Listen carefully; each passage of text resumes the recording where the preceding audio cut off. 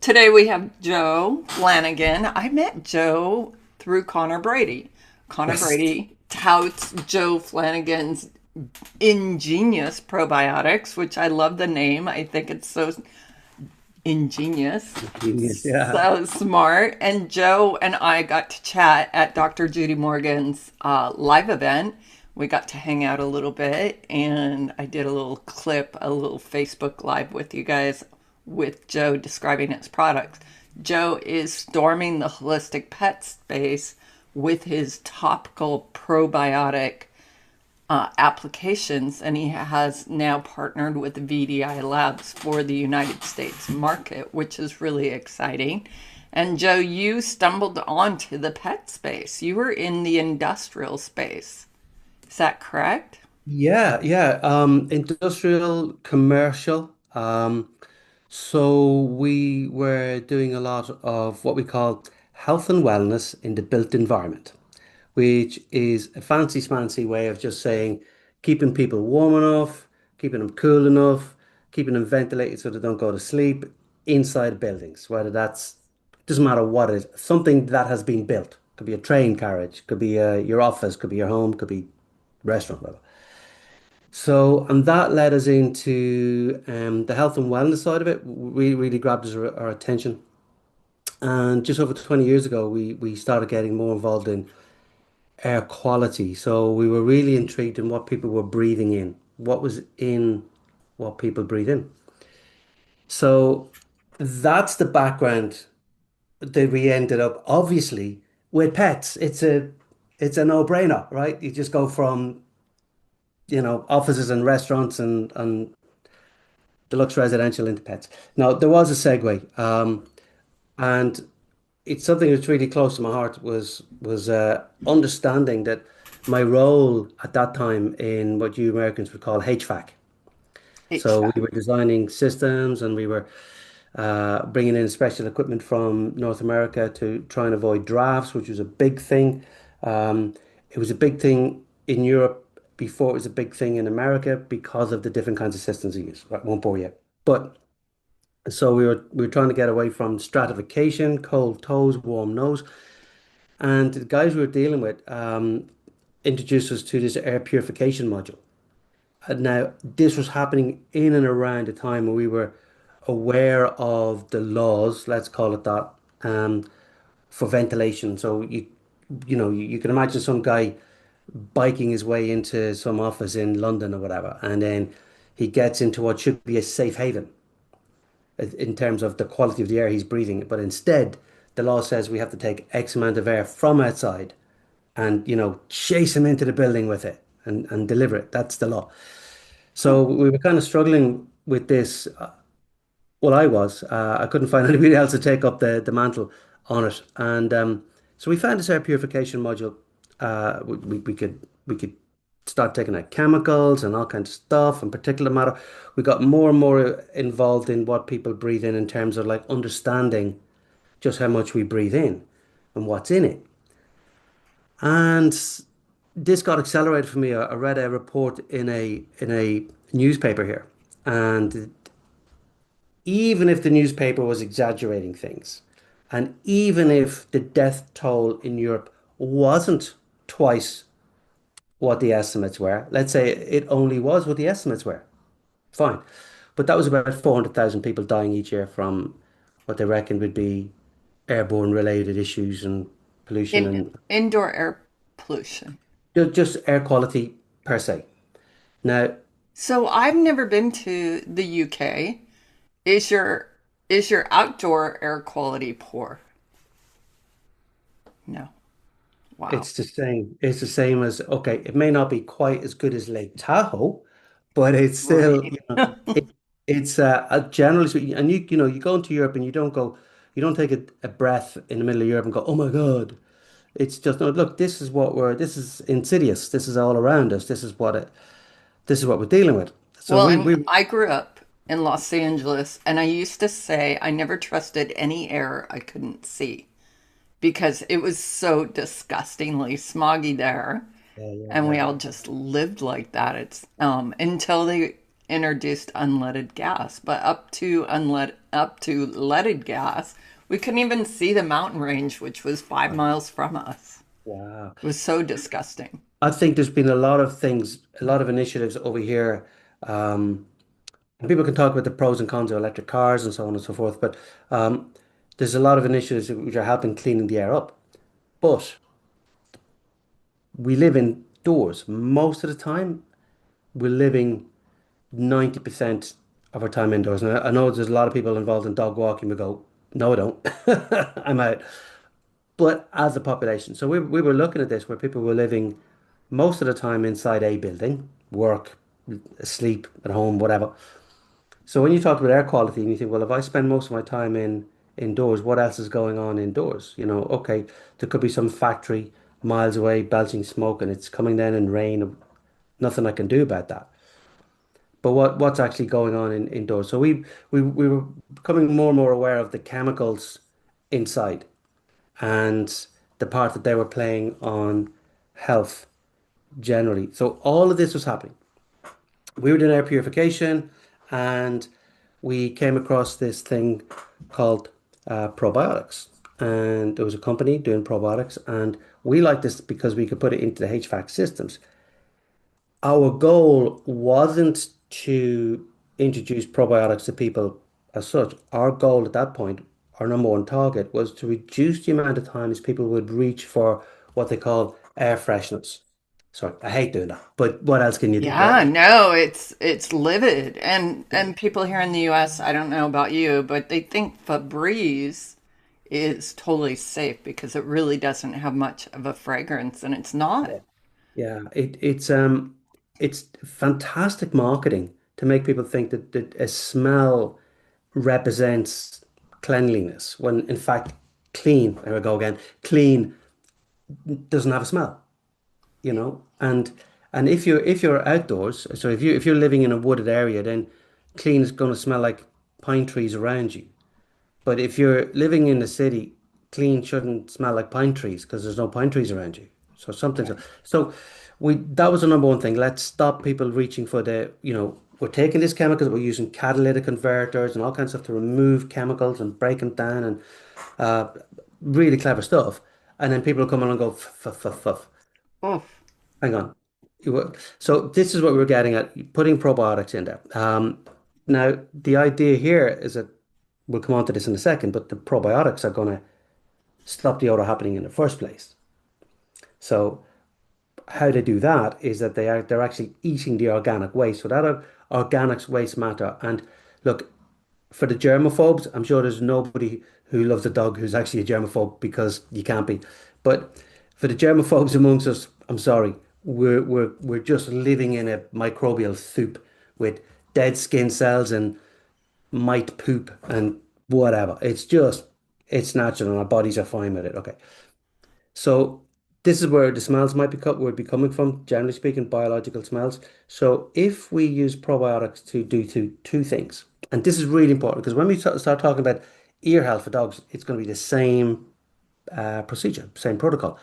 So if we eat the organic waste matter, then we're doing a cleansing action and we're getting into like down the back of the chair and in the carpet and whatever. And we're getting in there, and the probiotics are eating the organic waste matter. More about that in a second. The other thing they're doing by doing that is that they're outcompeting the bacteria that would also be causing the smells. So all we wanted to do was not introduce a smell, but just stop the bad smell happening. So people wouldn't reach for those brand X, smelly things that they had been marketed and trained to associate it with right. health and wellness. Yeah. Yeah. Um, so that's where we started. So fine, doing that, great. And then we see that the next thing on the list is cleaning chemicals. So then we do a deeper dive into that particular white rabbit hole. And we're looking at the percentage of cancer, well, basically cancer rates amongst cleaning operatives, because you're looking where the hard numbers might be, where you can get hold of something. And we were looking at that and going, well, hang on a minute, if you're 57% more likely to get lung cancer as a cleaner, surely this is, remember my background is what people breathe in and so on. And I'm looking at this going, hang on a minute, I'm joining this dot with this dot. I'm going, So, this. Joe, you just said 50% You, for it was, professional cleaners. yeah, in a 10-year study, so studying people who had 10 years experience as cleaners in Europe, excluding smokers, they found that there were 57 point something or other percent more likely to develop lung cancer. Other That's things are in there as well. crazy. This is why I never clean my house. I'm joking. Now, well, I was going to jump right in there beside you, but yeah, I'd be joking too. Yeah, well, I use probiotics, you see.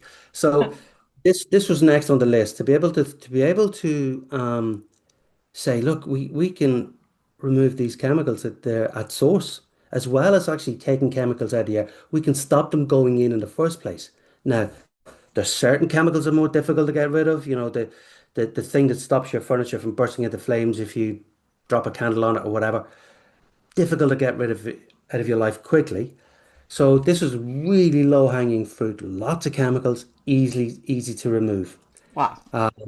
So we thought this is going to be great.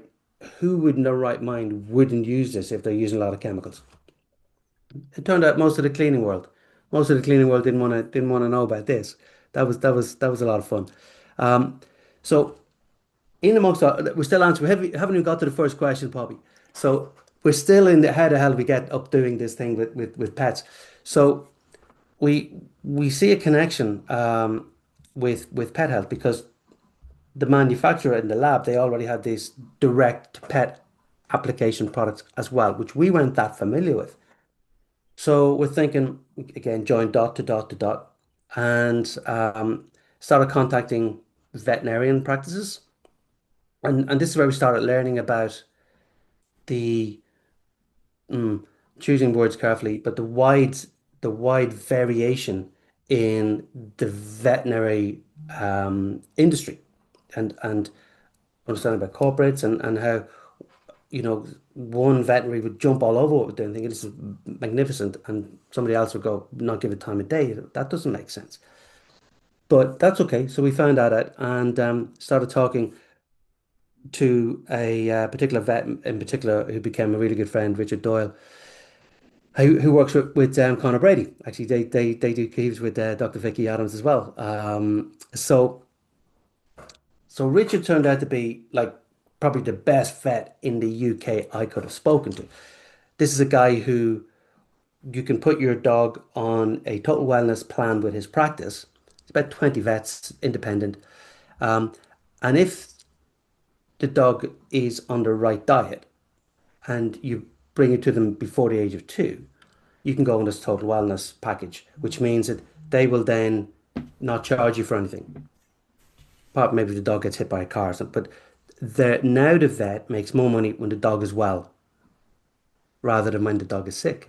Brilliant. Right. And obviously for them, it's a species appropriate raw diet is what the dog should be on, of course. Um, That's amazing. What a great way to start your dogs off. well, I'm talking about putting your money where your mouth is, and they're thriving as a business. They're thriving, you know. That's So fantastic.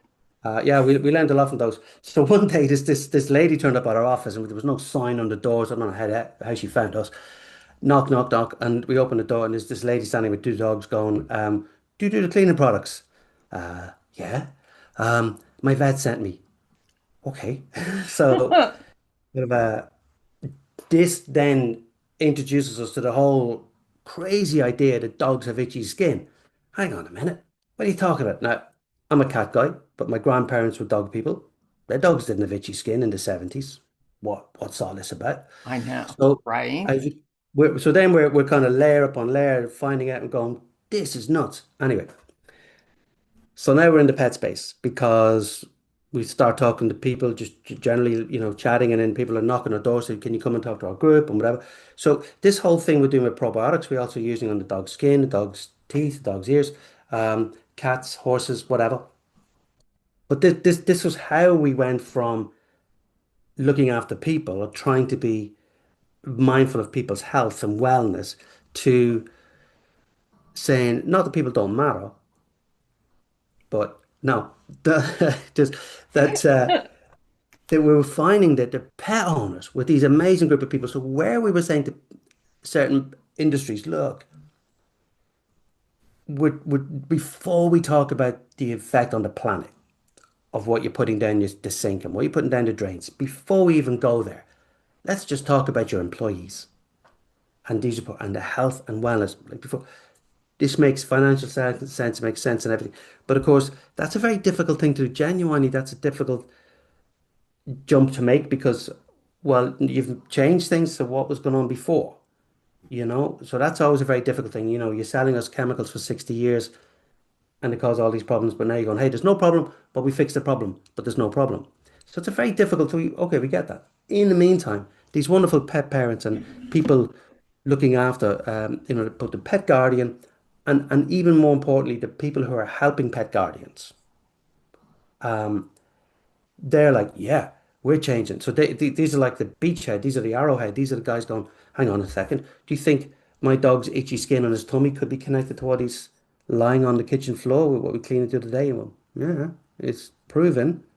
Okay, let's let's change. And it was fantastic. So we kind of then sort of did exit stage left because these wonderful pet people were saying, "Come, we want you to talk to us. We are open. We're listening. We love all this." And then we started learning about, the fact that repeat ear infections in dogs in particular, dog skin issues, cats' teeth issues, sweet itch in horses. And we're going, whoa, whoa, whoa. We can do something with this. And then we started doing it and we get happy people and more happy people and then the phones go. So it develops like that and we're just getting more and more excited, more and more excited because the pet parents, the pet guardians, just this wonderful group. So much as I love animals, I've figured out when I was doing a talk actually at Caroline Griffith's Natural Dog Expo, it struck me that much as I love animals, I love even more the people who love animals and the Oh, people who set their business up and make it their life thing to help other people look after their animals. I mean, this is like when you stop and think, this is off the scale. And the world needs a bit more of this right now. Thank you very much. So yeah, it's I just love been this that. wonderful slide into just a lovely, lovely place. So that's anyway, that's That's question your one. introduction in a nutshell.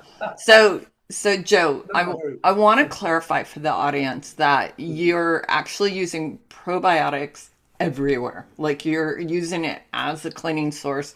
So as opposed to an antibiotic or an antimicrobial, you're actually replacing the beneficial bacteria and not destroying it.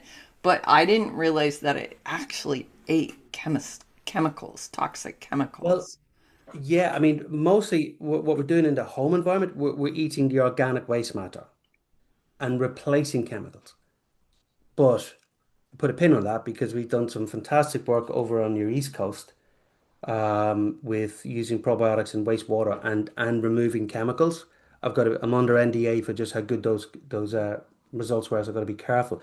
But we're using probiotics to actually take pollutant chemicals out of wastewater before it ends up back in your rivers. Wow. So it's phenomenal. It's amazing. So, I'm so impressed.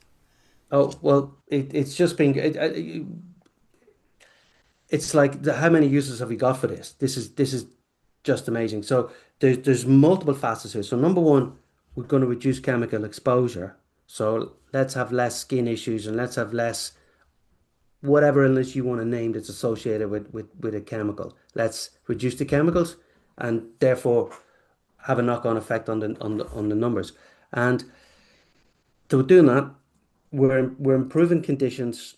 We're not a medicine, we're not vets. We doff our cap to you guys and the Connors and Vicky Adams and like I just mentioned and Richard Doyle and all those wonderful guys.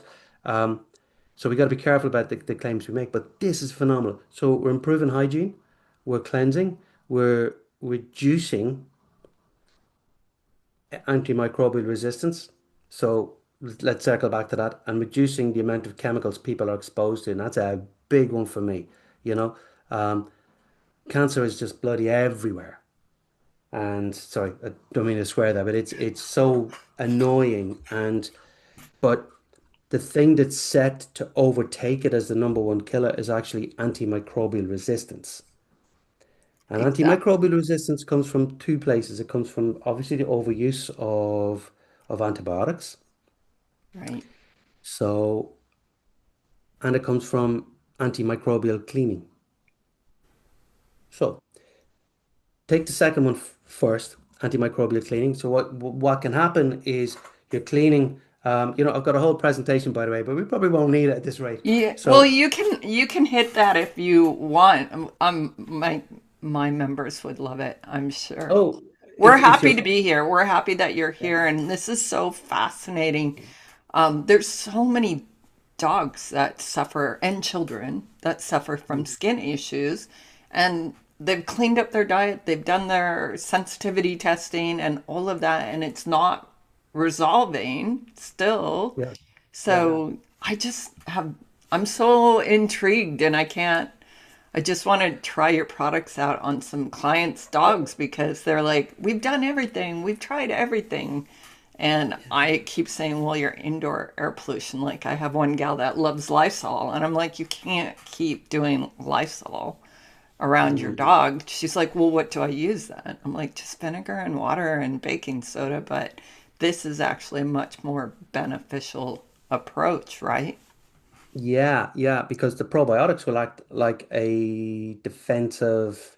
Um, we used to call them a defensive army, but these days they're trying to not use the word army because again, the world needs a bit more of calming A down, I little think. more love, A a little more Yeah, soothe. It soothes a little more everything. soon.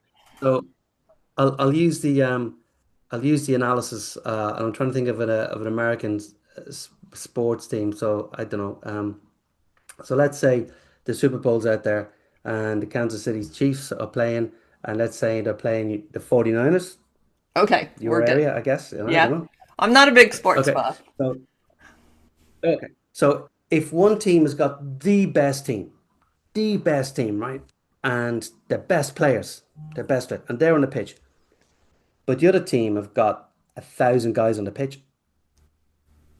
And those 1,000 guys are even like they're just on their phones or whatever. They're not doing much. But the other team, with the best players in the country, can't physically move. They can't do their thing. So that's a little bit like when you put the probiotics on the surface, you put good bacteria in good numbers. And in some cases, the good bacteria, they're not actually doing that much. They're just being, okay? But in other cases, they'll carry the ball and they hand the ball to one guy, to the other guy, to the other guy, to the other guy. And maybe that breaks some rule in American football. So maybe it's not a good analogy. But Don't worry they about it. good. So they'll do a job, but they'll block number one, they're blocking the other guys. But you can imagine where the surface is covered with these probiotics. Now, they're offering a defensive army. So when your bad bacteria lands on that surface, it's got no room, it's got no space, it can't thrive, and it just kind of fades away. So it's what you were saying. Rather than approach whether it's the same, whether it's a dog skin with an antibacterial shampoo, a dog's ear, my teeth, the surface, your kitchen floor, whatever, it's the same. If you wipe out the microbiome, then start your watch. I haven't got a watch on, but start your watch and time it. How quickly is that surface covered by bacteria again? Now, you're going to be talking in terms of minutes, not hours. Um, you're going to be it's going to be uncontrolled because we don't know. It could be all right, or it could be bad bacteria. It could be worse than what it was before. And we did a test over in Belgium with a dentistry and swabbed the area, whatever. And then COVID came along, and they were doing a lot more cleaning, right? So you think it's going to be much more hygienic because we're doing a lot more cleaning, But they're antibacterial cleaning. using antibacterial or Antibacterial. antimicrobial Yeah. cleaning. Okay. So when we looked at the results and put them into a bar graph, so if this was your bar graph with all the different bacteria in on the surface, in the first time around, then during the increased cleaning, the number of bacteria had reduced, okay? But within that bar graph, there was 2.5 times more streptococcus than there was the first time around. So is That's that more terrifying. hygienic or less hygienic? I tell you, if you're lying there with your mouth open and you got more streptococcus, it is more dangerous. Everything's going to look shinier, and you can rubber stamp and say, yes, this was clean, da da da da. But it's this wiping out the microbiome. Now, listen, forget about the pres. I'm going in different directions here. But if you apply that then to a dog's ear, and you say, okay, the analogy of your kitchen table and a dog's ear. In the kitchen table, you're using antibacterial. Okay, what's happening there? Well, some of the bacteria can become resistant. So the strong, And some is yeast, so it's not even appropriate. yeah, yeah, and you're Like, wiping all that. I don't know, like in the US, a lot of vets just guess.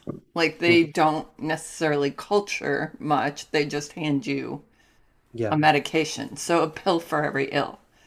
There's one diagnostic company over here I know that will maybe VDI do it as well. They you can swab the ear and they'll send and tell you because we get people ring us up and say, "What have you got? My dog's got an ear infection." You go, "Oh, is it bacterial or yeast?" Just infection. Okay, all right, okay. Right. So that's what the vet told them. So okay, um, but you're right. If we're wiping that out and it wasn't, and this is what can happen sometimes. You've got a yeast issue. You wipe the microbiome out with some whatever that wipes out everything, and now what happens is you've wiped out the microbiome on the ear, just like you did on the kitchen table. And again, set your watch. How quickly is that ear repopulated? Not only that. When we started dealing with the vet Richard Doyle, got quite excited because he had had this repeat ear infection situation so many times, and he said they'd already figured out before we came along. They'd already figured out that the microbiome of the ear was being wiped out by the antibiotics. Now, look, antibiotics, great invention. Sometimes they're going to be a lifesaver, I think, right? Brilliant. But let's see if we can reduce the times when they're really needed. Let's see if we can find just something else. So he got excited. He said, we know because we see it. Infection in the ear, dog presents, antibiotics, 2 week course, whatever. And then a couple of weeks later, the dog's presenting back again. So we culture it, we send it to the lab, and lo and behold, it's not the same bacterial pathogen coming back. It's a Oh. different pathogen. And this is the crux that he was getting. And this would happen repeat. In one dog, this was happening over 7 years. Oh, Yeah. So seven often we, years. That's yeah, insanity. What a yeah, miserable existence for yeah. everyone. Yeah. So he was using the probiotics and getting great results. Now, I remember when we moved into an office one time and the office manager where we were popped to say hello and she saw the products on my desk and she said, oh my God, this is great. My dog, my Newfie, was just about to have his total inner ear ablation, went to this other vet up the road, turned out to be our the guy who knew us. And not only does he not have to have the surgery, not only is he not going to be deaf for the rest of his life in one ear, he stopped the repeat ear infections. So we'd had this mentioned to us a couple of times. So instead, this is the analogy. This is the crux of it. Instead of trying to kill everything, wipe out everything, fight against everything, because when you fight against Mother Nature, she's pretty clever, and she'll get round, get over, get under. She'll beat you every Evolution. time. It's evolution. Yeah. So that's why we're getting antimicrobial resistance, which is said to be the biggest killer in the world by 2030. If we don't do something, it's going to overtake cancer. That's quite a concern. So if we can reduce the amount of times that, in this case, a dog, in this case, a dog's ear, if we can reduce the amount of times where the antibiotics are required, and sometimes they are required, then when they're really needed, they're going to have more efficacy. They're going to work better. It's going to be safer. So this was what had us jumping up and down and going, "Oh my God, this is, do you realize what we're saying here, guys?" kind of thing. So that's what then you can imagine our whole life turning around and going, you know, we let's talk about dog's ears and then let's talk about teeth because actually that's our number one selling product. And we find out about dental health. I remember um, I think Dr. Katie Ganga said I saw her on a presentation years ago and I was blown up because again we thought we were the only ones who knew about this problem. Now we're finding out about this whole pet world, these pet problems, and these holistic ways of looking after the animals, and this whole beautiful thing going on. It was just blew us away. Um, so we then found out just how important the dental hygiene is, and the various different ailments and illnesses um, that can be affected. That now I'm a cat guy, if you like, because we've just traditionally had cats, and they're so annoying because unlike dogs, they're not sitting there. You're trying to watch a movie and the dog's panting in your face, right? You don't get that with cats. If you don't go looking, you won't know there's a dental problem until such time as they present with a problem. That makes sense. Yeah. So when I was picking my cat up during COVID from the vet, and the vet's after my cat had 11 teeth out, and the vet is saying, "Do you know we have a spray for this?" And it was your spray. Well, yeah, and I started going like, "Oh well, how don't you know who I am? I sell that," and then I thought, "Oh, you idiot! That's a product you should be using all the time." If I'd have done that in my own cat, then it would have been a lot cheaper, and he wouldn't have had 11 teeth out, bless him. But he's still with us. He's 16 and a half now, nearly 17. Um, So, how do you use that? Do you spray it directly in the mouth? Do you, okay. yeah, Do you use it on literally, yourself? yes, but I'm not supposed to because we're not licensed to sell to humans. So I didn't say Okay. that.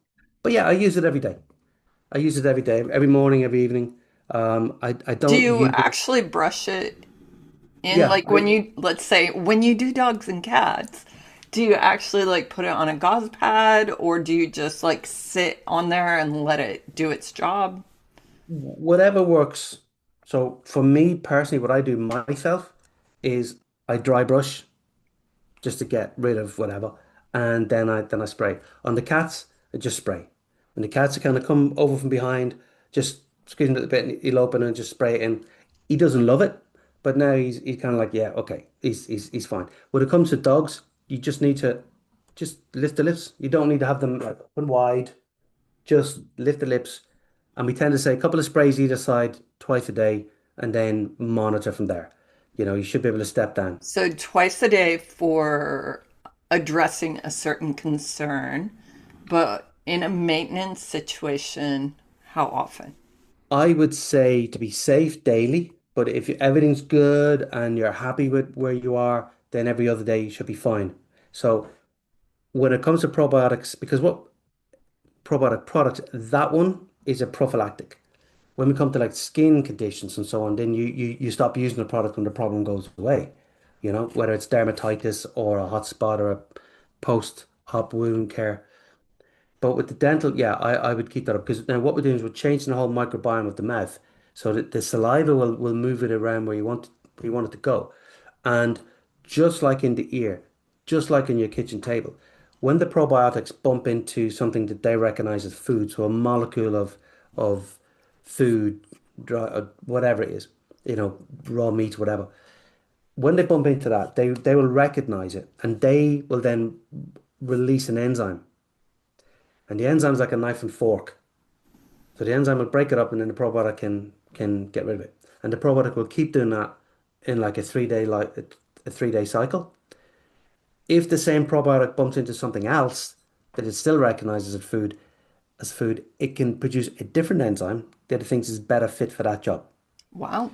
So when you have a combination, getting the right combination of probiotics in sort of any one given product, they're going to work in conjunction with each other. So each one of those multiple probiotics can each produce different enzymes. So that's how you're breaking down the organic waste. When it comes to teeth, that's how you're getting in there, a bit like flossing. You're getting in there and cleansing. So So anywhere I bad, love I love the word probiotic because it means for life, yeah, right? It's beneficial for life. Whereas yeah, antibiotic is killing. Yeah, everything.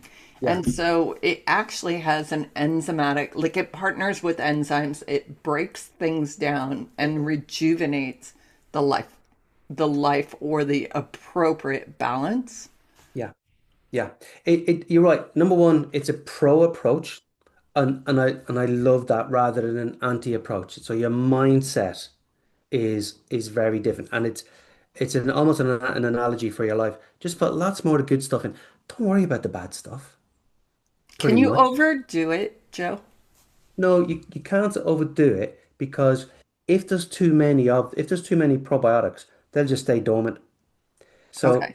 if you have probiotics bumping into probiotics, then they'll just do nothing. They'll just be there. It's only when they bump into food and then they're out in the environment, they've got oxygen, they've got food. Now they go from a spore form, so like grass seeds, if you like, from a spore form into a vegetative form, and then kind of run through a 3-day life cycle. In some cases, they can go back into the spores. But so if you put too many probiotics in one place, then all that's going to happen is they're going to be there and not do anything. So if you were overusing the product, the only bad thing is you'd be wasting money. But you're not going to have like an overdose issue like you would have with a pharmaceutical or a medicine. So Can yeah, we go back they're just to cleaning, like cleaning the environment? Like mm. I have hardwood floors and I always get worried about putting products on my hardwood floor. Can you safely clean all surfaces with probiotics? Yes. The only thing I'd say is if when it comes to hardwood, most of them will have a surface, they won't be porous. Because if you're going to use a product that's in water, and you're going to wet the wood and the wood's going to absorb the wet, then just use common sense around that. But most of those wooden floors would have um A they would have some sealant, protective like layer, a, yeah, like a laminate something like that, like a laminate kind of or gloss or so yeah, absolutely fine, because again there's no chemicals. Okay, strictly speaking, pure water is still a chemical. But when we say chemicals, we tend to mean harsh, damaging, hurtful chemicals, right? So harsh chemicals. So there's no chemicals in there. It's just this natural thing that's going on, and it's going on everywhere because we're what 30 trillion microorganisms on me, in me, and slightly around me. Same for you. Maybe less for your dog, pro rata in size. So all we're doing here is saying, look, your floor is going to be covered in bacteria. Fine, most of the time. But we're just going to choose which bacteria.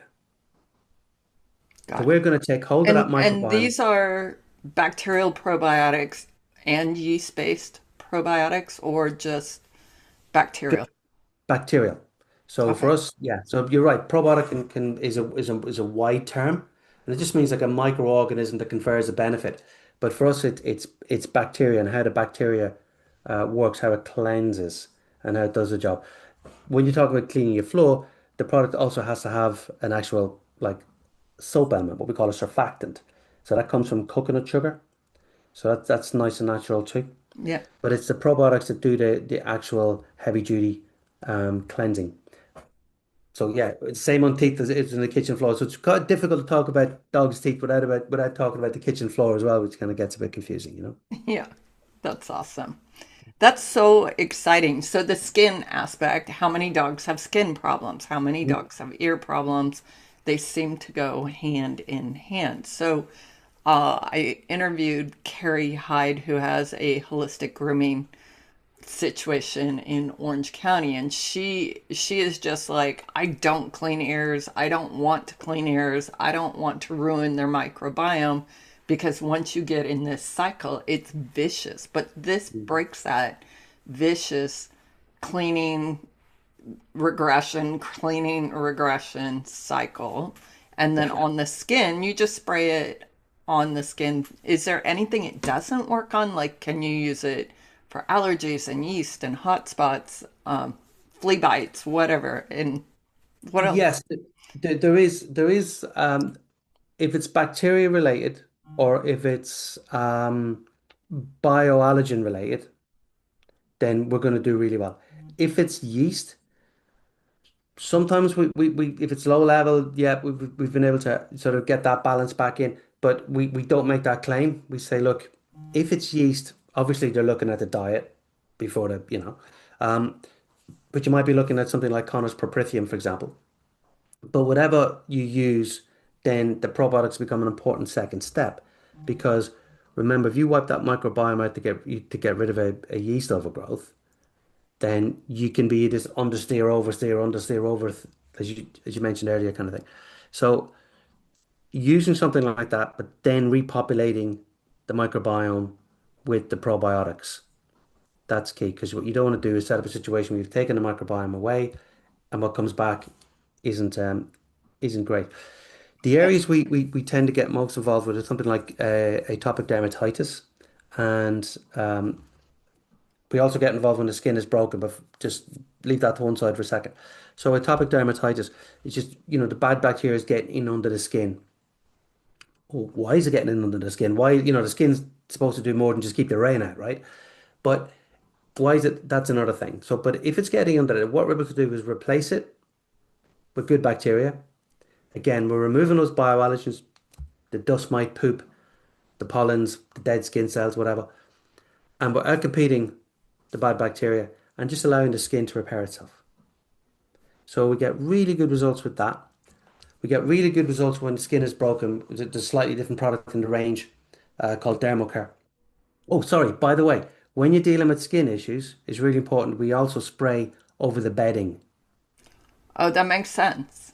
Yeah, Absolutely. Why wouldn't you? yeah, yeah. Change. And what about like staph infections? Well, yeah, again, we're not medicine. He says Right. before he answers the question in the affirmative. Yeah, but look, the staph infection is it's just another, you know, Bacteria. just another bacteria, bad bacteria, wrong place, wrong time. Now, for most of us, we have staph, but we don't have staph infection. Now, Right. whether that's to do with balances or whatever, or whether it's to do with sometimes, like I say, a bacteria that's okay in one place in your body gets into another place in your body, and it's all of a sudden it's a problem. But we just outcompete all those. It doesn't matter. It doesn't matter if it's a resistant form of staph. We're, we're still going to Right. just eat all its food, and you're back to an analogy where the 49ers have 1,000 guys on the pitch, and the Kansas City Chiefs can't run. So that's that's does it pretty much doesn't matter. It doesn't matter.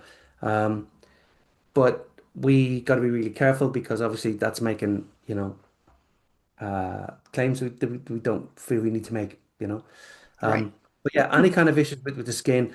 The only thing is if it's yeast, if it's deep, if it's a real yeast infection, and you're looking at the diet, you may need something else to get rid of the yeast first. But it's really important then follow up the probiotics to repopulate that microbiome with something that we know is safe to use. I've had dogs with yeast infections that seem to have epic diets. Like they have removed all yeast forming as far as we know. Mhm. Sometimes it can be a second generation allergen where it's actually what the animal is eating is causing the inflammation in the yeast. But I've noticed that certain laundry products cause yeast too. So going through people's assessments and going, well, let's remove your commercial conventional laundry detergent. And they're like, why? And this is the primary reason. And We that we is just on, they're like, well, it's just on my bed or it's just on the towels or whatever. And I'm like, it's still causing Yeah, yeah. issues. And one of the things when we say that, one of the things people sometimes reply with is, "Well, I haven't changed anything." And you're like, "Yeah, you've been introducing the same toxins year upon year upon year, and at some point something's got to give." It You know? hit a level Yeah. and So yeah, you've got the chemical element to that, and you've got studies from again your own East Coast, there, New York State, I think it was, back in 2008, where they were looking at the levels of chemicals in blood and urine of pets versus their owner, and all the pets had more chemicals in their blood and urine than the owners, both living in the same environment, but the pets are closer to the floor, they're closer to to the carpet or the kitchen floor, whatever's been. So you've got the chemical intake. You've also got the antimicrobial element of the kitchen floor cleaner, and the dog is sweating. Sometimes we get sent pictures of, you know, particularly with dogs, like the nether regions, the genitalia, and it almost looks like chemical burns, male and female dogs. They're coming in, they're a bit wet, they've been out to go to the toilet and they're a bit wet or whatever. And then they're on the floor and they're re-wetting the chemicals that are on the floor. Because sometimes even products that purport to be pet friendly, they're saying, yeah, but keep your dog out of here for half an hour or until it dries. Well, hang on a minute. What happens when he goes outside and it's raining? Right. Where does he sweat from? You know, it's so they're rewetting it. In fact, one of the we got a before and after picture. One of our stockers here in the UK, she went on holidays and her dad decided he was dog sitting and decided to clean the patio, the outside yard bit, kind of with bleach. And she showed me the pictures of the blisters on the dog's paws. Just Oh, that's yeah. awful. Yeah, that's gotta hurt. So there's a definite connection. So you've got what the dog's eating, you've got what the dog's exposed to. Remember, these cleaning products are chemicals designed to kill microbiome. That's their job. You're Right. spraying them around the place, you're breathing them in. Have a read of there's information out there that connects chemicals in home with everything from child obesity, asthma, even fertility issues, females particularly, lung damage, obviously. And I don't mean from lung damage equating to smoking, not from the smoking, but from the chemicals of the cigarettes. So there's chemical lung damage that Right. equates to smoking. Secondhand smoke, we Yeah, call it's it. like secondhand smoke, but it's from the cleaning product. So all that is happening, and your dog is right there. Now, if you're breathing, I'm what am I? I'm an average size male, and I'm breathing probably 11, maybe 12,000 liters. Let me try and convert that into imperial metric. So 12 cubic meters of air. So that's each cubic meter is 3 foot by 3 foot by 3 foot. Mul yeah, that's a lot. So it's about 12 kilograms of air a day. Trying to think, what is that in pounds? I Multiply have by two. no idea. This is all you, man. No, thanks. You're leaving me right. You're leaving me hanging. It's about 30 pounds. So you're breathing about 30 pounds in weight of air a day I've never through thought of your. this. This is Yeah, so fascinating. yeah. But you think your little dog is there, and our cat sneezed just the other day. My daughter got some new perfume sprayed. 5 minutes later, and she loves the cat. The cat sneezed, and she's like, "Oh, look at that!" And I went, "Yeah, a bit of perfume." You know, it's just because it's in the air and they're breathing it. So if your dog is a fifth of your weight, could you say he's breathing a fifth of what you're breathing? That's about 6 pounds of air, let's say. How does that compare to the amount of food he eats in the same period of 24 hours? Wow. So That's if he putting it in perspective. That's an amazing analogy. I never thought of it like that. so Wow. anything that's going into your and remember, okay, there's people out there where you guys are, beautiful hillsides with pine trees and great air and everything. But for most people, they're 90% of the time in a building. Right. So, and the building is clean, they're using cleaner products, and there's aftershaves, and there's God knows what. Okay. Just been, even the off gassing from, we were talking to a commercial company one time and they were telling me about a new office they were having built in Shanghai. And she knew that the contractor had reneged on the specification for the furniture. And she knew this because her air quality monitor in in Yorkshire in her office, her air quality monitor started binging. I went, the day they brought the furniture in, and she went, is that the furniture we specified? Oh no, this would be okay. No. Okay. So this is what we call off-gassing, just a natural breakdown of the gels and resins in the furniture and carpet oil. So you put all of that in. Um, then for a lot of dogs, obviously the dogs and cats not of your people, would also be exposed to chemicals in their food, chemicals in had The bowl, pesticides. the bowl, Yeah, the water, the yeah, food. I mean, anything and everything. So the yeah. mattress. My dog and I got very sick off a mattress, and it was supposed to be an organic mattress, but it's still off-gassed. Sometimes with the organic stuff, because I know I won't mention his name because you know him, but a good friend of ours over here had an issue with carpet, and he was telling me he thinks what it was because it was a natural fiber. It would be therefore more susceptible to moth and so on, you know. So it's sprayed with something. So Oh, that's so fascinating because you started off talking to us about like skin and mites and like all the debris that comes off of our bodies naturally, our natural body shedding, the dust mites, all of that. mm, Mattresses are dirty. Like you can't avoid if you're sleeping on your mattress every single day for years and years, there's this component that your mattresses are absorbing like pounds and pounds of sweat, apparently. yeah, It's you got, disgusting, but it you is got life. also imagine if we didn't have the humble dust mite.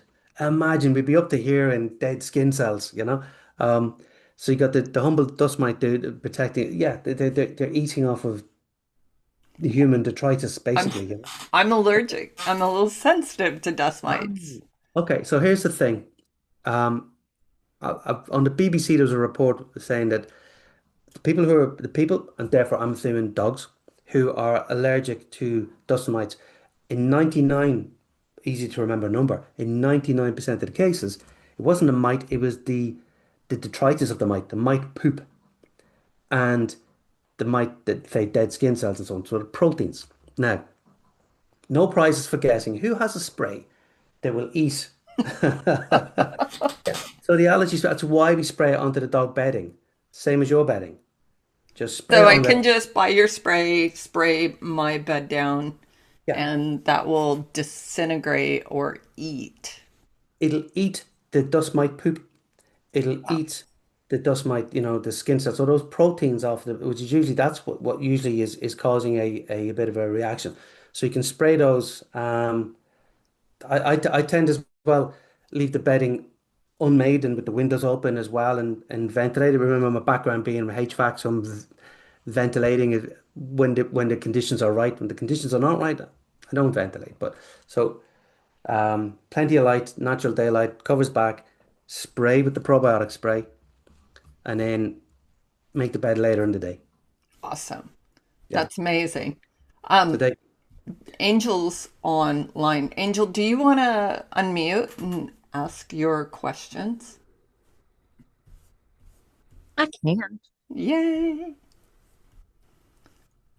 I have a question about a dog. Well, actually, I've had a couple people inquire about consults recently, and all three dogs have had skin issues from day one. At one person got their dog at 12 weeks old, another was at 6 weeks old, and the other was, I think, at 14 weeks old. Don't quote me on that, but I mean, they were puppies. And two of them are 2 and one is 3. mm, And these are in different states, not any connection whatsoever. mm, I've, Vaccinated, Angel? of course, of course. One of them, the one that has went ahead with the consult.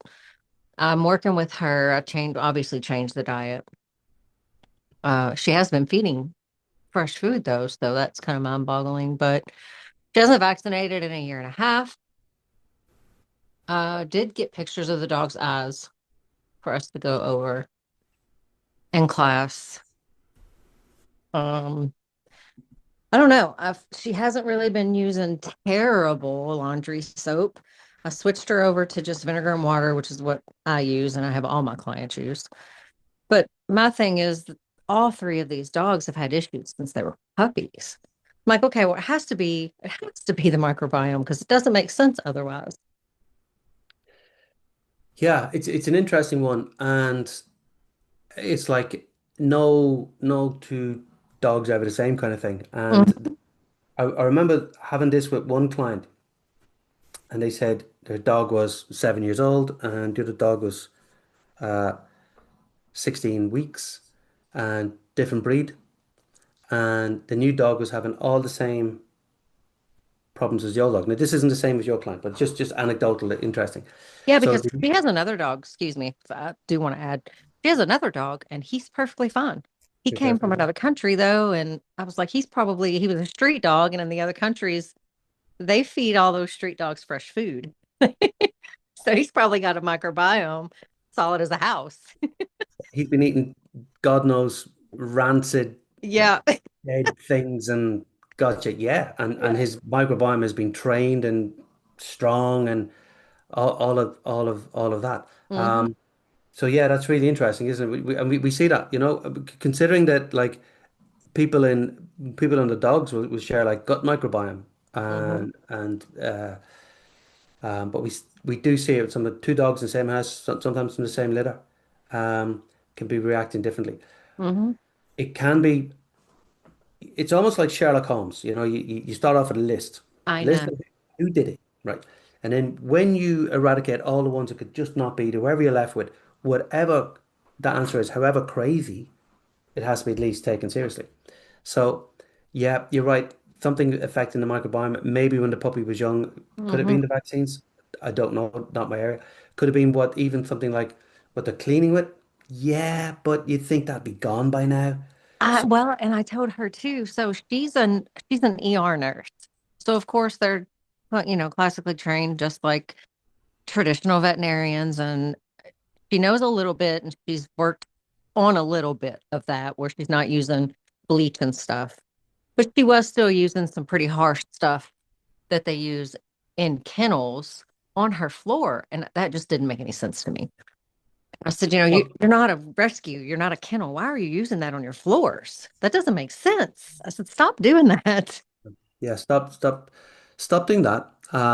So we would start off by we have a product called allergen free. So Mhm. you see the brand is called Luca. You can see it on here, right? Okay. And I'll share some information, but I would spray that directly onto the skin and the bedding twice a Hmm. day.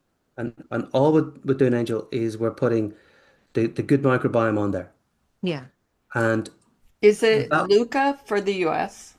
Is yeah, it I mean Provolone?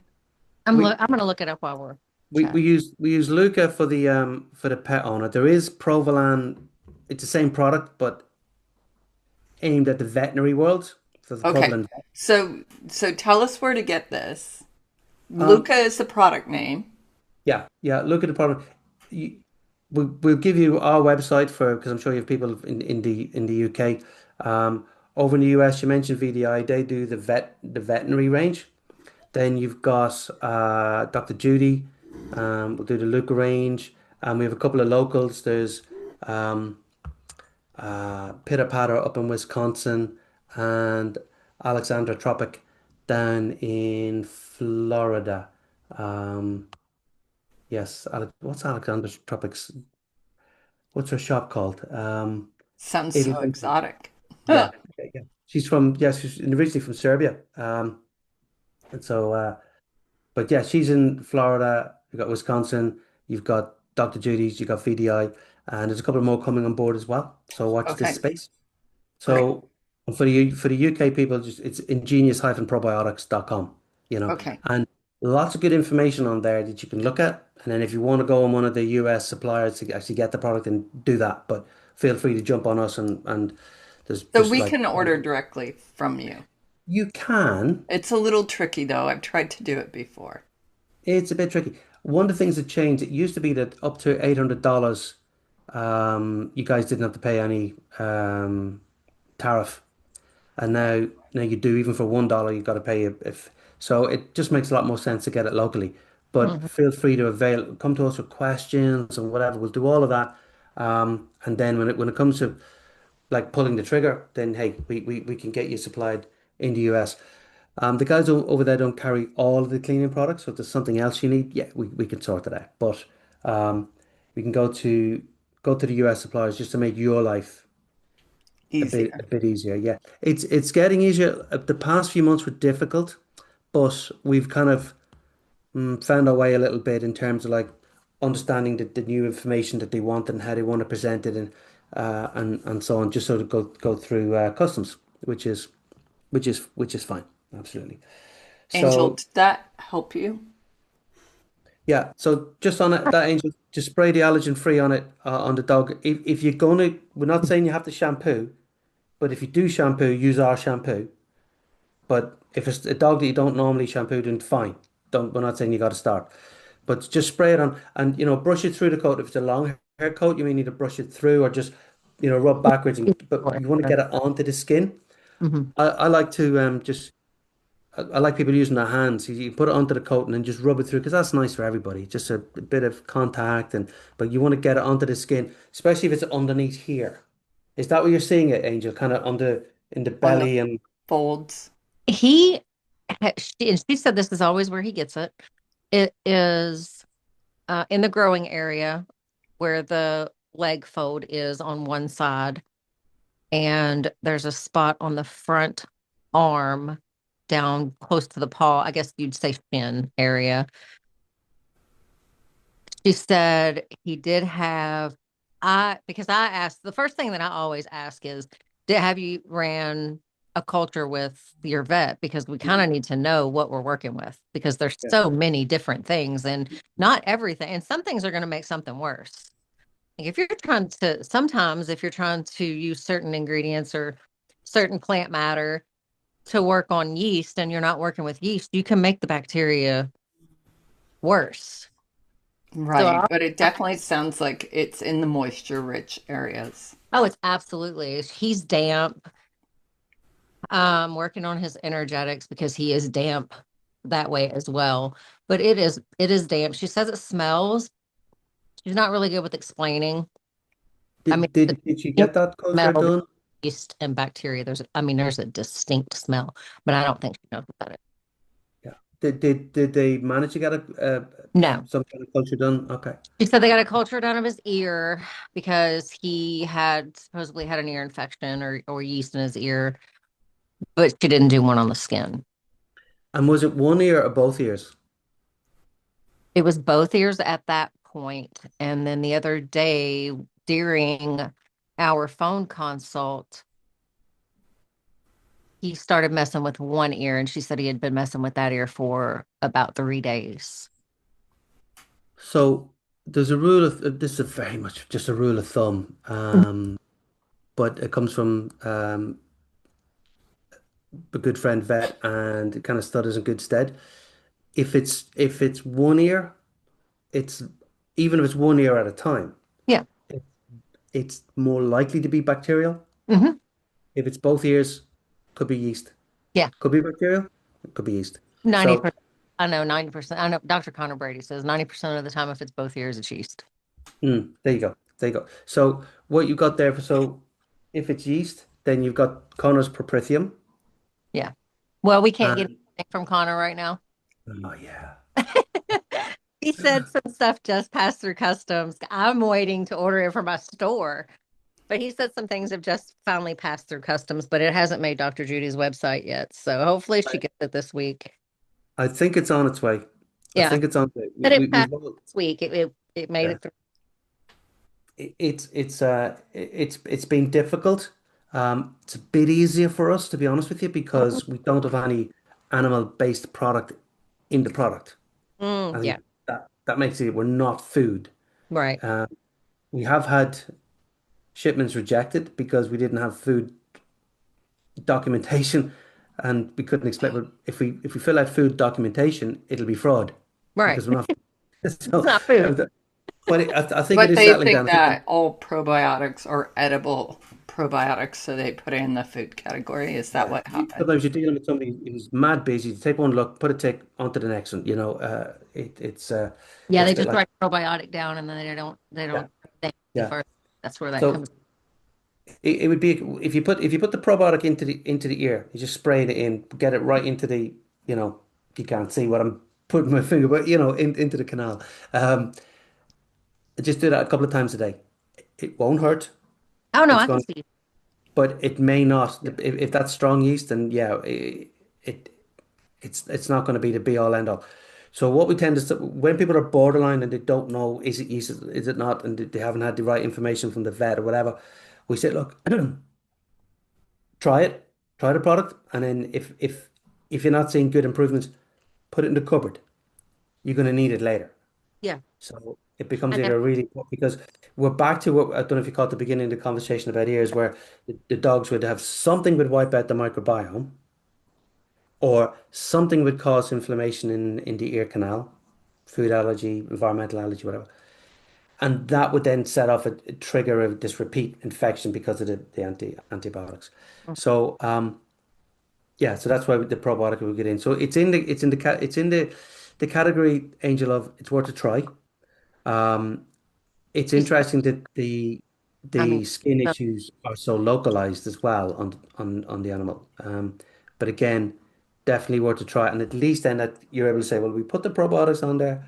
That didn't really help. Therefore, it must be, it must be yeast X, Y, and Z. But if she's got the if she's got the well, food I under control, actually am a product maker as well.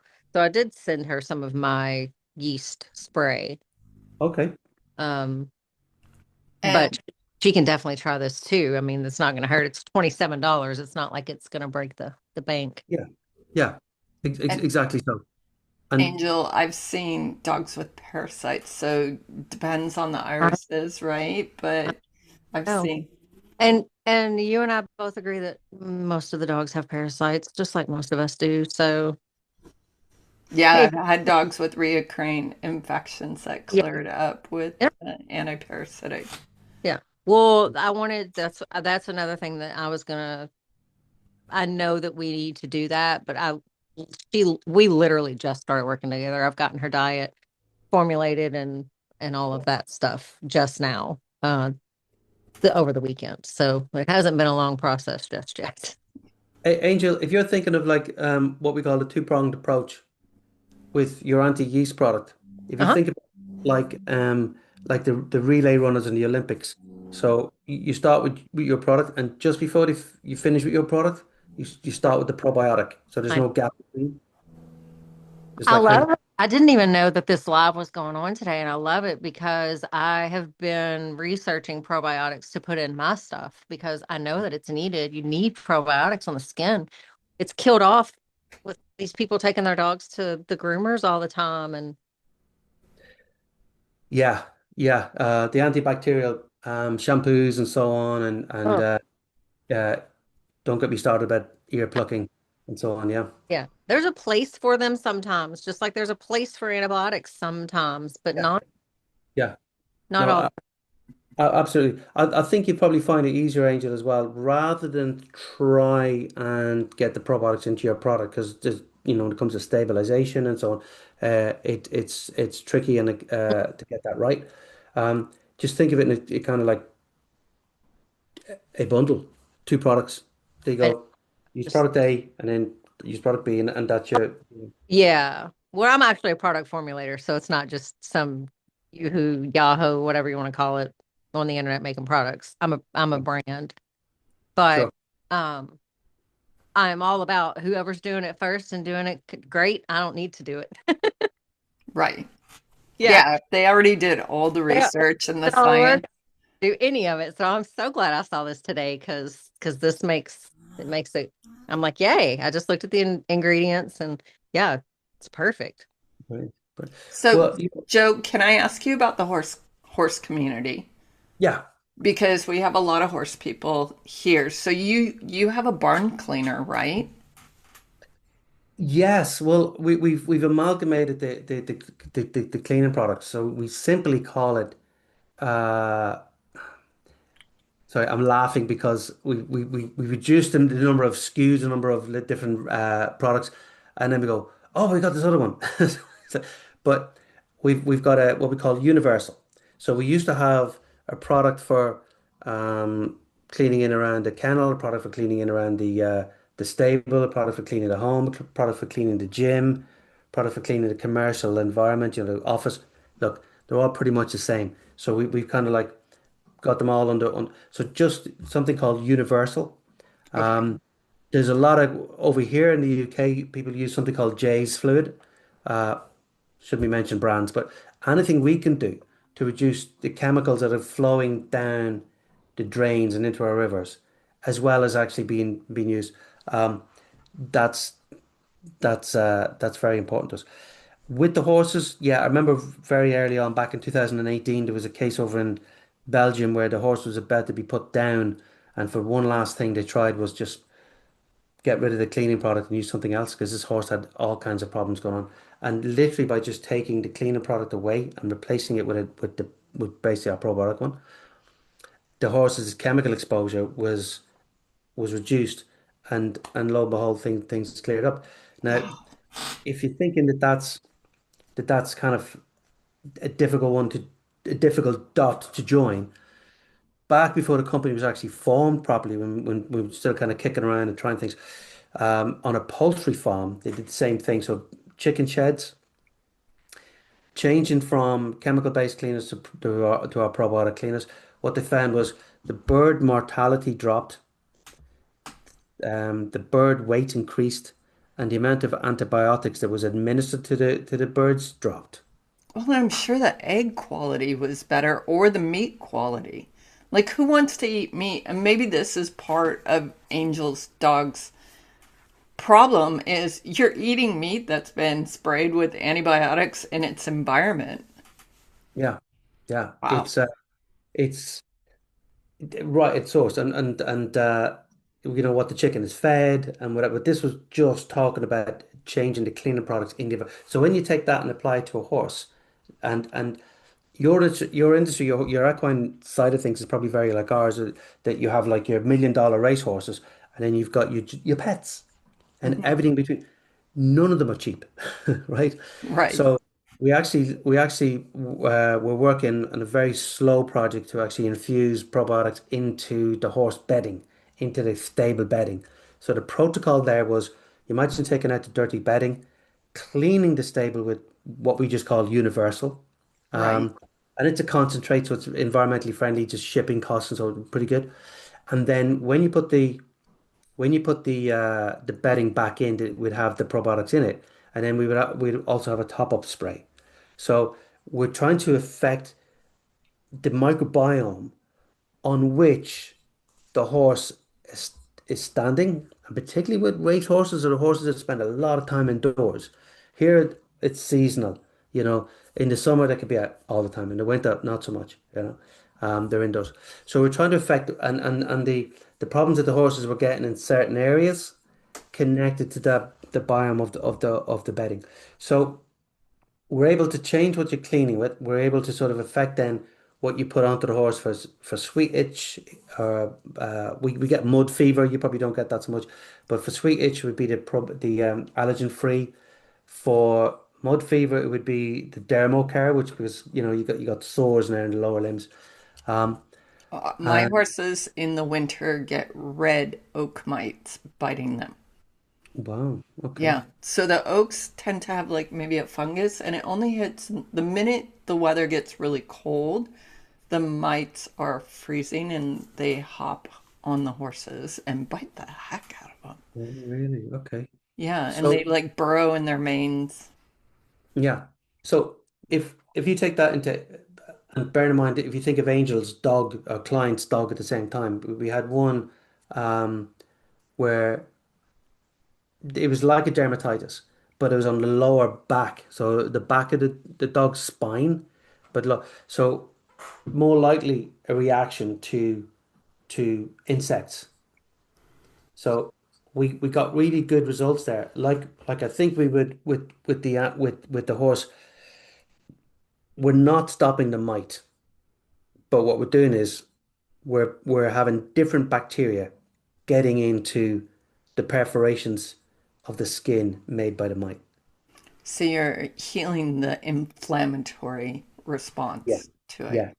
Yeah, we'll help them with that. Obviously, if there's something directly from the mite that's going in, that's a different. But if we're getting good bacteria into those skin perforations, then we were finding that was helping with uh, this kind of mite-borne dermatitis. But the problem that you've got is that the mites are still there and they're biting tomorrow and they're biting tomorrow. Um, so So that as is long as the weather's warm, they're great. If I turn them out in cooler weather and the sun goes down and I haven't brought them in yet, they're running for the gate. They're like, oh, take me really? in now because And I'm it's all getting over, bit. is it? Yeah. Yeah, yeah. Yeah. So yeah, we wouldn't be a flea repellent or anything like that, but we'd help with we would consider that sweet itch, you know, the effect on the skin after the bites. So we would help, but we're not getting to the root cause in that particular case. And rain rot. We have rain rot here in the US, which is horses like sweating under their blankets or getting muddy and moisture, and it just rips the top coat off Hmm. and Is causes it actually inflammation. is it the wetness or is it what's in the moisture? Good question. It could be both. Hmm. Hmm. Yeah, it So could it's be like the combo of the two things being reactive, but also our shavings are really I worry about horse shavings because I know they have a smell to it. When I open that bag, A, they're packaged in plastic, and then B, they smell chemical.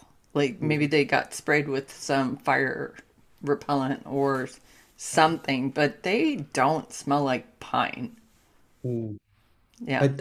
I don't know that. I know with certain cat litter, I'm going to go out of my comfort zone here and talk about something that I really shouldn't. But with cat litter, the resin of the tree, you know, when you talk about like wood pellets, the resin, the natural resin isn't great for the cats. So to get rid of that, they have to treat the the pellets. I think they do it at high temperature. But there may be some part of the process with the shavings, possibly. Um, we we can supply a spray, and basically you're just spraying it on top of, and you'd be leaving the spray in the stable for whoever's like if it's the stable hand or whether it's the pet the horse pet owner or whatever, just to be basically topping up that microbiome continually. Helping So with you the would clean your floors.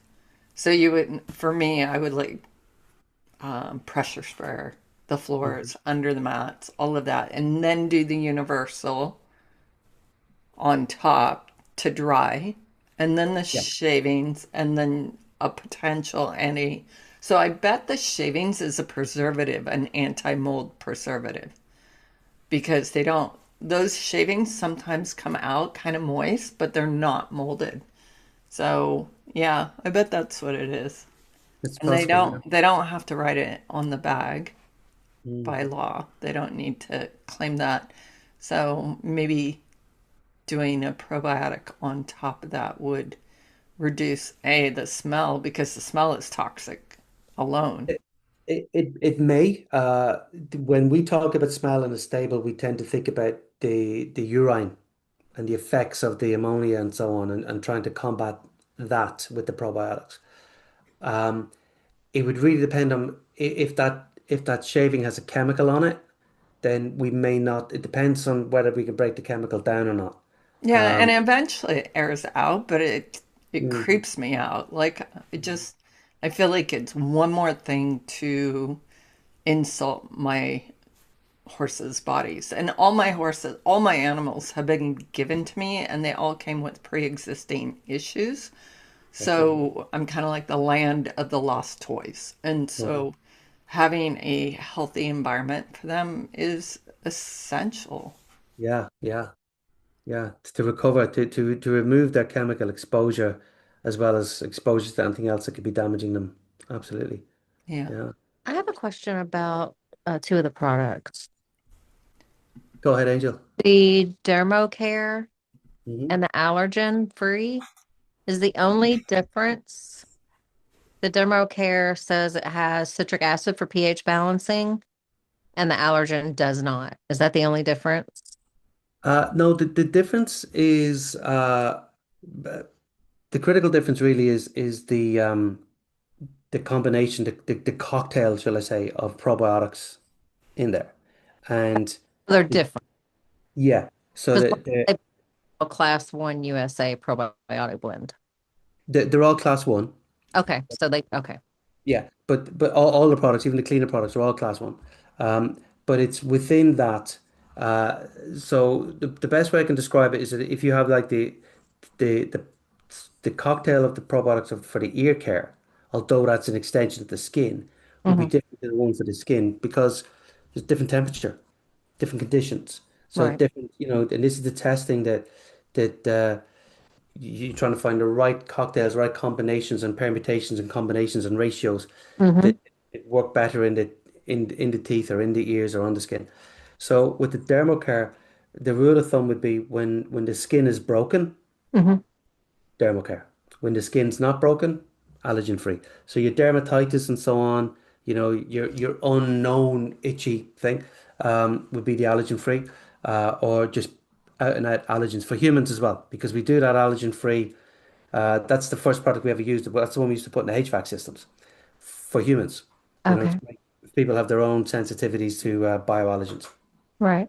But the dermocare for like post-wound recovery, hot spots, cuts, anything where the skin has been broken.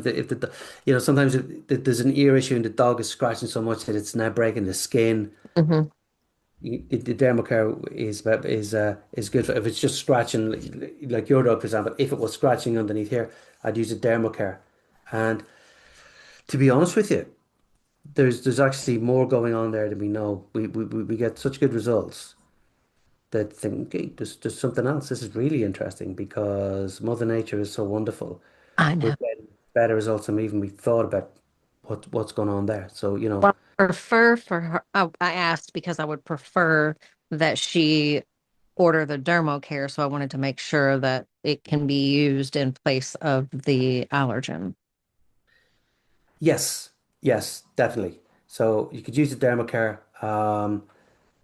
It sounds like a dermocare is more applicable for this particular lady, this Mm. particular pet guardian. Yeah. Well, what about for future clients though? Would it be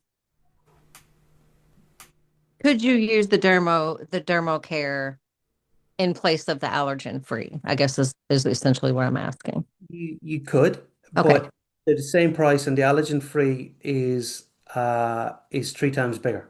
Yeah, it's So those and the mm, other 100 mil, but you have fragrance oil and the allergen free. And I the get my clients away from those. what we have in there is a point 0.1% aloe Hmm. vera. Yeah, aloe vera scent. It says aloe Yeah, scent yeah. perfume. Aloe vera. Because we put something in there to affect the scent Hmm. legally in the European Union, that has to be classified as a perfume. So sometimes you get people say, "Hang on, how come you got per?" No, it's not perfume in the traditional sense of we know it. It's just something that affects the scent. Therefore, we have to call it a perfume. But it's 0.1% aloe vera, mostly Joe, because wait, let's clarify this for Angel and myself. Is when mm, you say aloe scent, it's not an artificial aloe scent. It's actually aloe. Is it aloe juice? I'd have to check that, Angel. But it's yeah, I'd have to check Because in exactly. the US, we'll use words like scent or Perfume. natural something like nature's miracle. My dog got sprayed by a skunk. I got some skunk smell on my clothes. I went out and bought Nature's Miracle. There's nothing natural about that. Like it smelled like Avon. And Mm, so I was just like, where's nature? There's no miracle here. mm. So wording and labeling in the US, I think, is a lot more tricky and dishonest, maybe, or leading the consumer astray than like aloe scent might actually be aloe. Yeah, we tend to have the opposite issue. Like say, because we actually we'll put perfume on there or parfum on there, when actually it's just 0.1% aloe, you know. But so rather than trying to hide it, our guys tend to be just it's almost like they never, ever, ever, ever want anybody to find something that's in there that wasn't declared. It's like a positive discrimination kind of thing, you know. And sometimes that causes us a problem. But I got them to make me up some in the lab one time, some of the allergen free without the aloe in it, and it smells. They said, "Look, this is the smell of the probiotics, and it smells like a lab." So that's so I didn't like it, so I said, "Okay, put the aloe back in." Yeah, Yeah, and if it's real aloe juice, it's beneficial. yeah, yeah. Absolutely. I just wanted to make sure because I obviously, if this works, I will continue to have my clients purchase it, but I won't use something that has fragrance oil in it. Well, we just have to say that, Angel. We're always going to sort of like err on the side of caution. Uh-huh. It's easier to sort of bring people back in and go, no, no, it's not that, it's this, rather than have to ever explain. So sometimes we be too open with it, and it's causes problems. It causes confusion, should I say? Is We get Full like, disclosure is much better because you're dealing with sensitive pets, Joe. So the yeah. people that are your demographic are people in need. absolutely. So is there Oh, a way for you oh, I can see if it's aloe juice or if it's the inner leaf, or should I I email? Should I just send an email? no, no, I can check that through. I'll let Poppy know. How's that? Is that okay, Pop? Perfect. Yeah, and Joe, just FYI, aloe leaf has latex, so if there's a latex allergy, I could see where aloe leaf would be a problem Mhm. versus aloe gel or juice. Yeah. We had one time we had a conversation with someone who had like an extreme latex um allergy, and I mean like anaphylactic.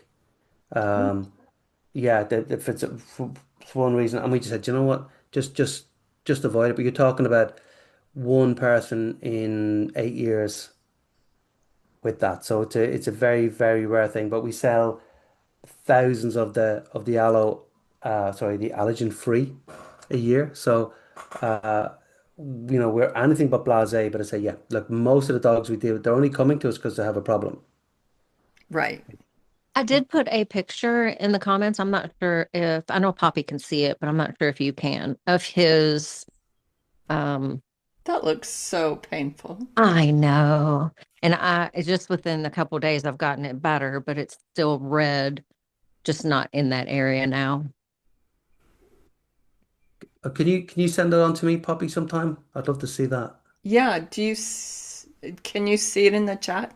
Like, hmm, Hit your maybe chat maybe if I button. look in the chat, that would help. Okay. Yeah, no worries. Okay. Yes, there's a chat. Yeah. I'm just opening it up now.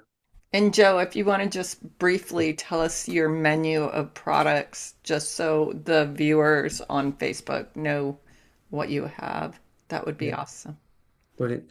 Um, so on that one, Angel, yes, I'd start with Dermocare just because it looks like there's a couple of little scratchy kind of cuts on there.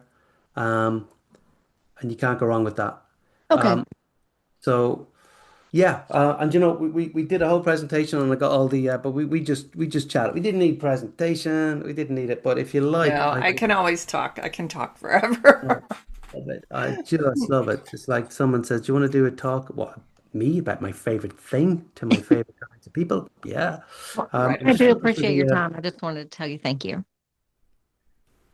oh, hey, no need for that. We just love it. We just love it. We love what we do.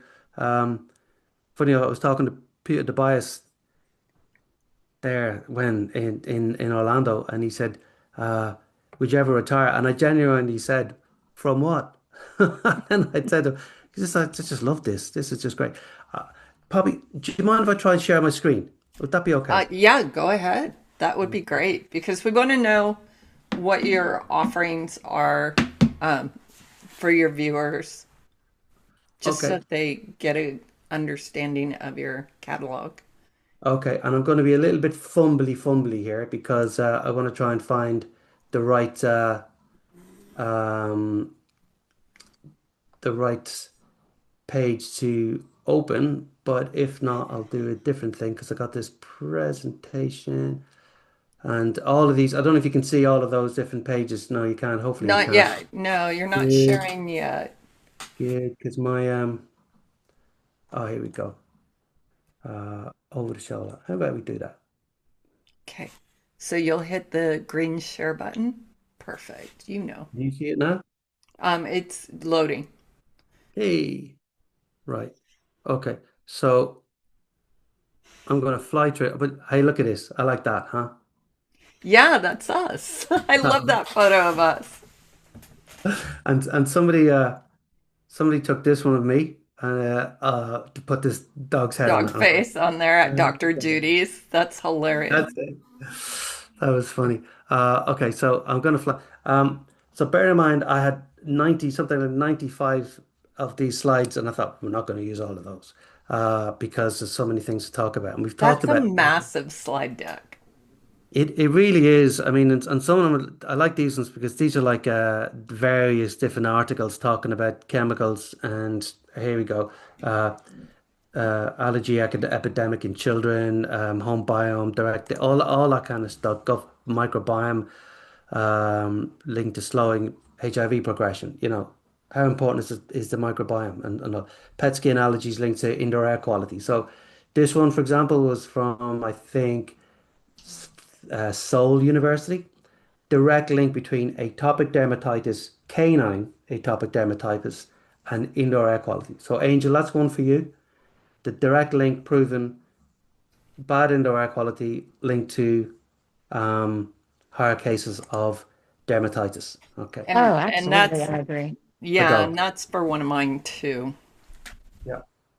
So I'm going to fly through, but the dental one is my biggest one because uh, dental is connected with everything. You know, we floss for our heart, don't we? So it's the same as a dog, brain, heart, stomach conditions from poor dental health. And now people are linking dental health with Alzheimer's and all kinds of things. This one I love. This poor little fella, Quest. You're gonna love this puppy. I met him. We helped him not have all his teeth taken out because he's got an autoimmune disease, and he came up to me at an exhibition. The first time I met him, and his owner brought it up, and I bent down, and he just nuzzled in between my rib cage and my elbow, and I just had this moment where the rest of the world didn't exist for about 60 seconds. I just had a little moment. It was just And you're still a cat person, Joe. What's up I. with that? Well, we got the second cat, the girl cat's a bit skittish. So as soon as we if we introduce any kind of dog here, she'll go nuts. But it's worse than that, Bobby. It's worse than that, right? These are my kids' pets. They Oh, I see. So you have no say over it at I've all. got no say except the cleaning up, the feeding, all that kind of stuff, Spraying the and teeth. cleaning the teeth and all of that. But no, they're great. The girl cat comes and she'll sit with me when we're watching TV. She loves a bit of attention. Um, and the boy cat, he'll come whenever he's hungry. He'll come and find me. Otherwise, so we do the dental for the teeth. Obviously, just change the whole microbiome, the allergen free, changing the microbiome of the outside, and the home. And sometimes, and again, Angel, look, this one. I put this on there to remind me to say, look, sometimes it doesn't work straight away. And with this one, we'd given up. We'd given up on this dog and said, look, we've nothing we can do. Keep using it, not doing any harm. And then we got a message saying, hey, it's great. Um, this is the one I mentioned as well. That one, it looks a little bit more like a dermatitis. See the top of the dog's back, or the bottom of the dog's back, should I say? Like mite related. This is dermacare on hot spots. But so anyway, there's loads. I don't like going through, this one does this one does that. But skin, ear, and teeth. That's our biggest area, and lots of case studies, and you'll find a lot of these on the website. Um, that you can just fill your boots up. Eye care. For the eye care, don't spray it in the eye. Nobody's going to like that. Just onto something like an eye makeup remover pad and wipe around um, and down the tear stain. But of course, your people's pets won't have tear stains because they'll be eating correctly.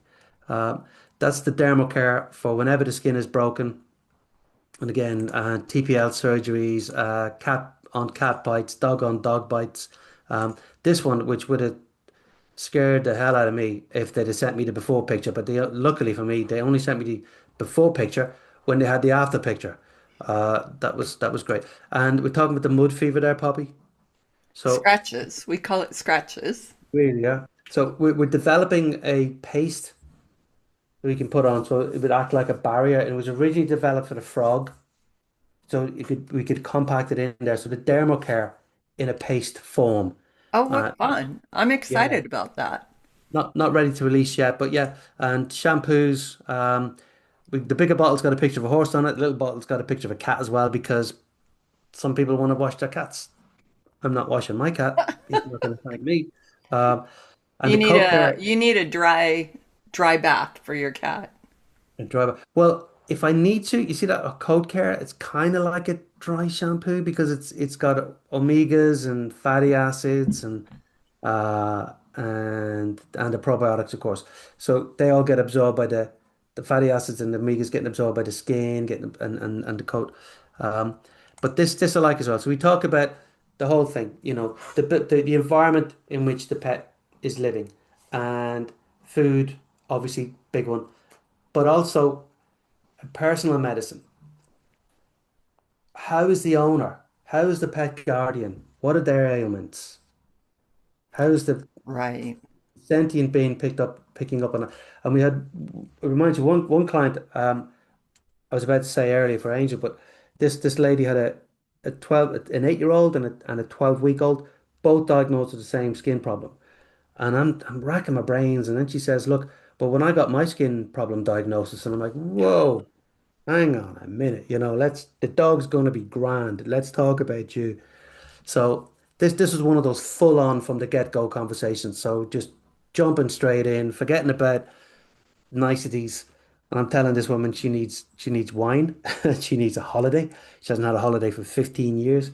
She's stressed out, and the dogs are just, they're so sentient, the cats would care less, but the dogs, they're involved, right? They're right there. So I said to her, her dog needs her to have a So holiday. I have to ask, did it get better with wine and a holiday?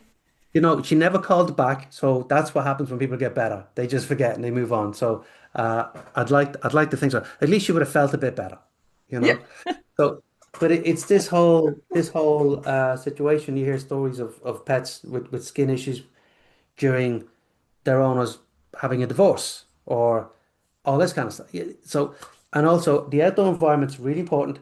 Um, there was a study over here. I'm not even sure if I should mention it. There was somebody on social media saying they would never raw feed a dog because, and it was to do with a study from one of the universities here. And the study was finding more resistant bacteria in the feces of raw fed dogs than non-raw fed dogs.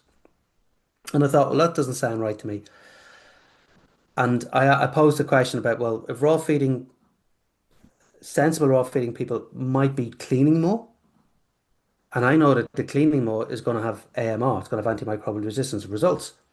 So what they found in this study, when I drilled down, when I sat down and actually read the study, they were finding that the rural population dogs, raw fed dogs, their resistant bacteria were more akin to farming. The urban raw fed dogs, their resistant bacteria were more akin to humans. So ergo, it's not the food because the raw food manufacturer doesn't sort of say I'm not selling to dogs in a town or whatever. So that's not the common factor. But if you create a vacuum, if you wipe out the microbiome, then you don't know what's coming. Again, I'm talking about the antibacterial cleaning. What's coming in? Well, what's coming in is from the locale, and you're killing its competition. You're thinning the herd effectively for the bacteria by it's only the strong ones are going to become resistant to the cleaner products. So no wonder the dogs are having resistant bacteria from their environment in their poop. So look at what the dog's breathing in out on the walk and so on, So all of these things I think can show up in anxiety. I mean, dogs tend not to worry as such, but they do get anxious, don't they? And I'm going to just show you this one because I love this. I love the story behind this. I've got a wonderful nephew who's a zoologist, and he says we were sitting having lunch in Cornwall, right by the beach. And he says, Joe, what's all this probiotics about? And this was just after COVID, and every single outdoor eating bench had one of these things on it. Completely unnecessary. And it says, do not allow pets, especially cats, to walk on treated surfaces until they are dry, or to lick surfaces that have been sprayed or wiped with this product. So do you want to tell me I'm going to train my cat not to lick, you know? Right. Harmful to aquatic with long-lasting effects. Most cleaning products are going to say that because they are. Um, so this is, I just picked it up and I said, this is what we're about. And he had a kind of, you know, epiphany with that, which is great. Okay. And this one is your own study in the States, more chemicals in the blood and urine of the pets compared to the owners. So listen, that's us very, very briefly. Um, I like these the analogy of having the protective army. So instead of wiping out the microbiome, be it of the ear, be it of the kitchen floor, be it of the dog skin, we actually put a defensive mechanism in there. So if you wash your dog with our probiotic shampoo and you test for probiotics 2 days later, they're going to be still on there doing their job. A couple of days after that, they should be gone because they're on a cycle. They're not going to like take over the microbiome. They're just going to do their thing and then designed to chosen specifically to fade away properly. So I'm going to stop sharing. Is that enough on that topic? Yeah, no, that's great. I have this massive sun flare coming through. Yay! I know the sun feels so good. I just want to go to sleep. Well, you're just So, bragging. oh, I am. I am. Darkness. The depths of winter here in the UK, darkness. It's yeah, no, I'm only jealous. But We have less indoor air pollution when the sun's out. That's for sure. I can open the windows. that's the thing. That's it. When we explain to people about the dog's environment, and we see a connection with sometimes with allergies worse in the autumn or the fall as you call it. It's getting cold. People are turning the heating on and they're closing the windows. Okay, it's not like a dog sitting in a car with the windows up in a hot day, but the analogy is there. They're in a box. It's sealed. They're trapped in whatever chemicals, and that's just natural because we don't want to open the windows when it's 32 degrees Fahrenheit outside. You know. Yeah, and I tend to get more asthma once everything closes up. So I know there's something irritating me in my household, and I'm very sensitive to molds and funguses, things like that. So I know I dread winter. I dread it. So Mm. this is a better way to do winter. Yeah, yeah. Well, in the bedrooms, even in the winter, close the door, open the windows, pull the bedding back.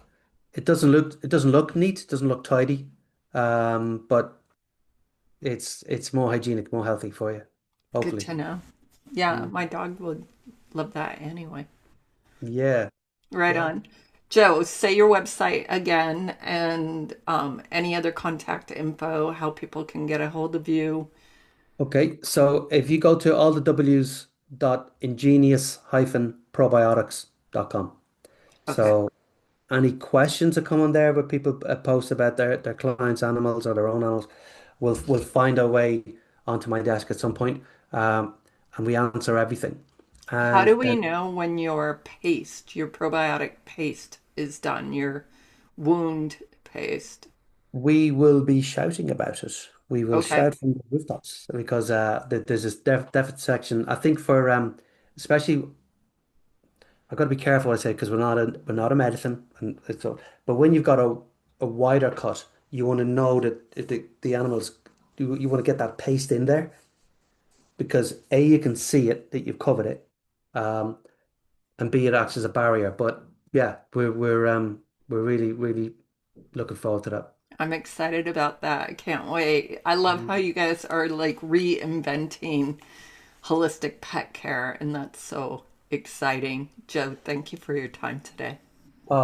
Just absolutely loved it. Thanks, Angel, for all the questions as well, and great to see you again, Poppy.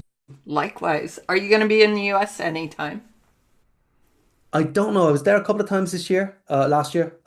So I just got to see how things fall. I think we're in Belgium next week.